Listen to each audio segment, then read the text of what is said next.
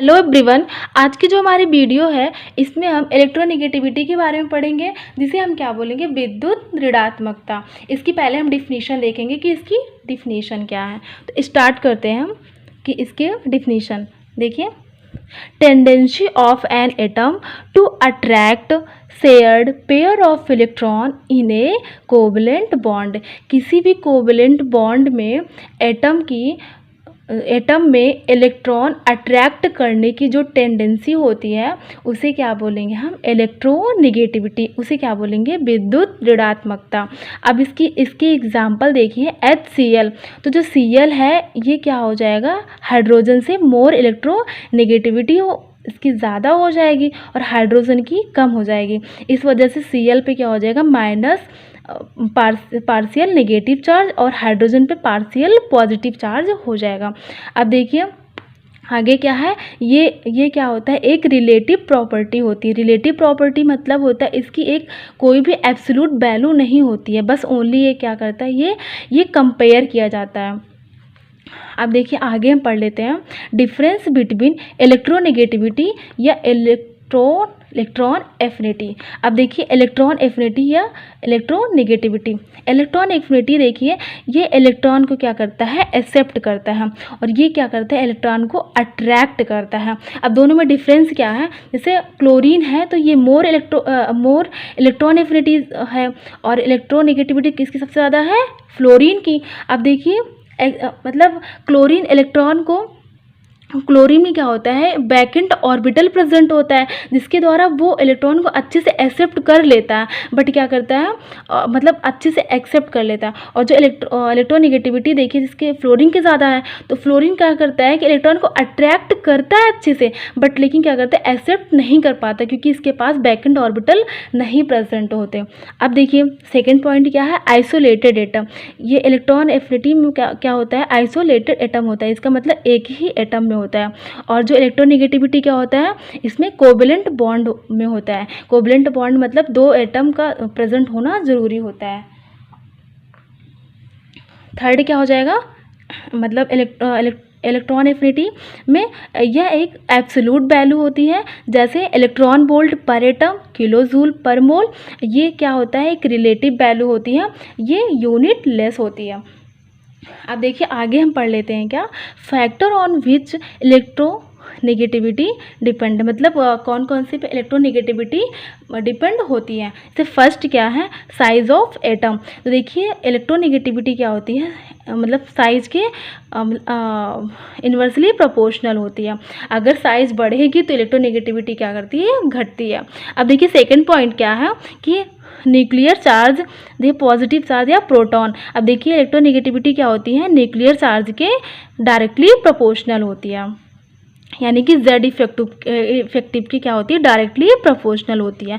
अब third point क्या हो जाएगा, चार्ज ऑन कैटायन। इलेक्ट्रोनेगेटिविटी क्या होती है, ये पॉजिटिव चार्ज के डायरेक्टली प्रोपोर्शनल होती है। जैसे Fe+3 का ज़्यादा हो जाएगा Fe+2 से। तो देखिए Fe+3 का ज़्यादा क्यों हो जाएगा, क्योंकि देखिए Fe+3 में क्या हो जाएगा, ये इलेक्ट्रॉन इसमें से, मतलब अगर जहाँ भी पॉजिटिव चार्ज है, इसका मतलब क्या है कि इसमें इलेक्ट्रॉन की कमी है। सबसे ज़्यादा कमी इलेक्ट्रॉन की किस में है, देखिए मतलब +3 में, Fe+3 में। तो ये क्या करेगा, इलेक्ट्रॉन को सबसे ज़्यादा अट्रैक्ट करेगा। तो क्या हो जाएगा, इसकी EN सबसे ज़्यादा हो जाएगी, यानी कि पॉजिटिव चार्ज की EN सबसे ज़्यादा हो जाएगी। और देखिए मतलब जितना ज़्यादा पॉजिटिव चार्ज होगा उतना ज़्यादा EN होगा। अब आगे देख लेते हैं, चार्ज ऑन एनायन। तो एनायन का देखिए जो इलेक्ट्रोनेगेटिविटी क्या होते हैं, इन्वर्सली प्रोपोर्शनल होती है नेगेटिव चार्ज के। अब देखिए अगर कहीं पे अगर नेगेटिव चार्ज है, इसका मतलब उसके पास इलेक्ट्रॉन की अधिकता, अगर इलेक्ट्रॉन की अधिकता रहेगी तो क्या करेगा, वो इलेक्ट्रॉन को रिपेल करेगा ना कि वो अट्रैक्ट करेगा। देखिए सबसे ज़्यादा इलेक्ट्रॉन की अधिकता कहाँ पे है, तो नाइट्रोजन -3। देखिए इसमें क्या हो जाएगा, -3, यानी कि ये इलेक्ट्रॉन सबसे ज़्यादा रिपेल कौन करेगा, -3, फिर -2, फिर -1। तो देखिए सबसे ज़्यादा ये करेगा, फिर ये सबसे कम रिपेल कौन करेगा, -1। तो देखिए क्या हो जाएगा, तो ये सबसे, अगर रिपेल सबसे कम करेगा तो इसका मतलब क्या होगा, थोड़ा बहुत अट्रैक्ट करेगा ये, उससे कम, इसका मतलब इसका ये सबसे ज़्यादा हो जाएगा, फिर इसका। ठीक है, अब आगे देख लेते हैं। फिफ्थ पॉइंट क्या है,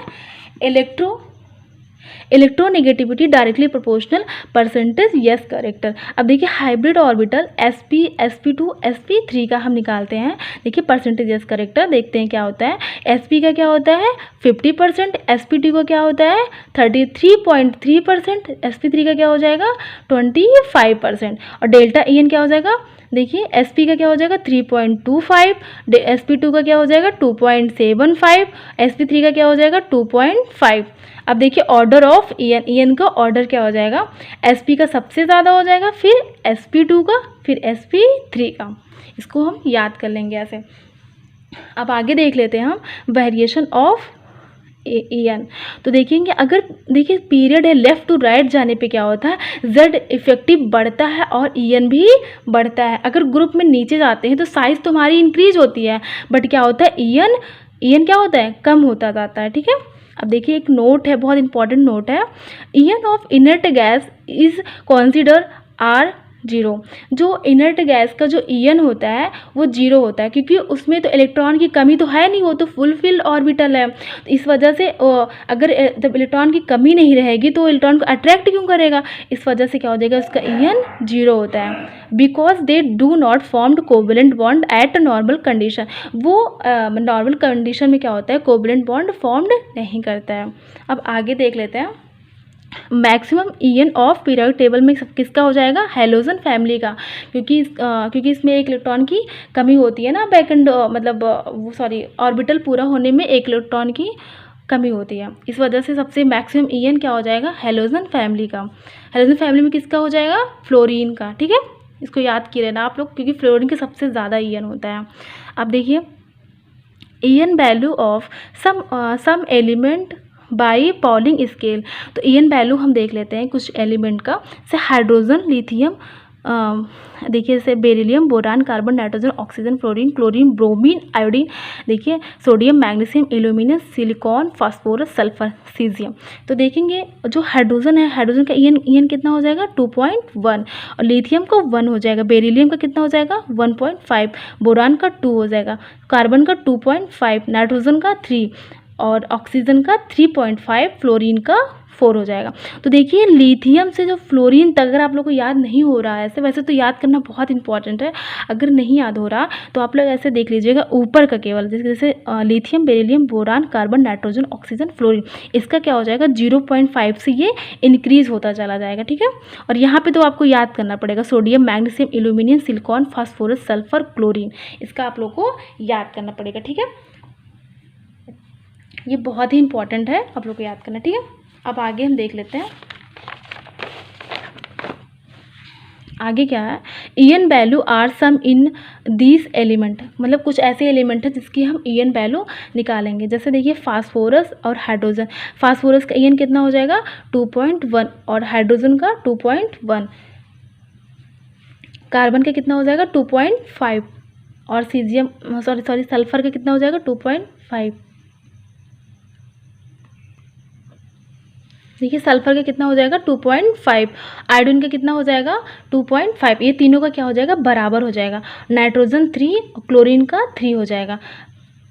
अब देखिए ऐसे करके हम इसको क्या करेंगे याद कर लेंगे। ये याद करने के लिए हम इसको यहाँ पे लिख लिए हैं। ठीक है, याद करने में हमें अगर हमें मतलब ऐसे बराबर करके याद करेंगे तो हमें बहुत आसानी हो जाएगी याद करने में। ठीक है, अब आगे देख लेंगे क्या है एप्लीकेशन ऑफ en का एप्लीकेशन देखेंगे क्या है।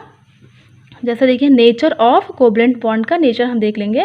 फर्स्ट पॉइंट क्या है ए और B B bond will be polar if delta en not zero. अब देखिए अगर ए और बी जो है बॉन्ड जो है अगर पोलर होगा तो डेल्टा en क्या हो जाएगा नॉट ज़ीरो हो जाएगा। अगर किसी में भी अगर पोलैरिटी अगर माइनस चार्ज और प्लस चार्ज की पोलैरिटी आ गई तो डेल्टा en नॉट जीरो तो हो ही जाएगा ना, क्योंकि अगर पोलैरिटी आने के बाद कुछ ना कुछ वैल्यू आएगी। अगर वैल्यू आएगी तो डेल्टा en की वैल्यू तो जीरो नहीं होगी ना कुछ तो ज़रूर होगी ना, वही इसमें बता रहा।